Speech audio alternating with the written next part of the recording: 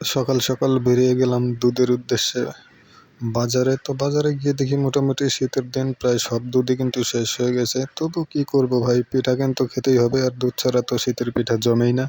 তো তারপর দেখতে দেখতে একজনকে পেয়ে গেলাম, এবং পাওয়ার পর কিন্তু ওনার কাছ থেকে একদম দেশি অরিজিনাল গরুর খাঁটি দুধটাই আমি নিলাম। ঠিক আছে, তো অনেক কষ্ট করে কিন্তু খাঁটি দুধগুলো আমরা খুঁজে বের করতে পারি। ইচ্ছা করলেই আপনারা বাজারগুলো, দেশের গ্রামের বাজারগুলোতে কিন্তু একদম খাঁটি গরুর টাটকা দুধগুলোই পেয়ে যাবেন। কোনো রকম কিন্তু কোনো ঝামেলা নেই। তো অন্যান্য জায়গায় কিন্তু এরকম খাঁটি গরুর দুধ পাওয়া যাবে না, একমাত্র গ্রামেই কিন্তু পাওয়া যায়। আর যারা গ্রামে থাকেন, শীতের দিনে পিঠা খান, তারা তো জানেনই যে অরিজিনাল গরুর দুধ দিয়ে পিঠা কত মিষ্টি হয় এবং সুন্দর হয়।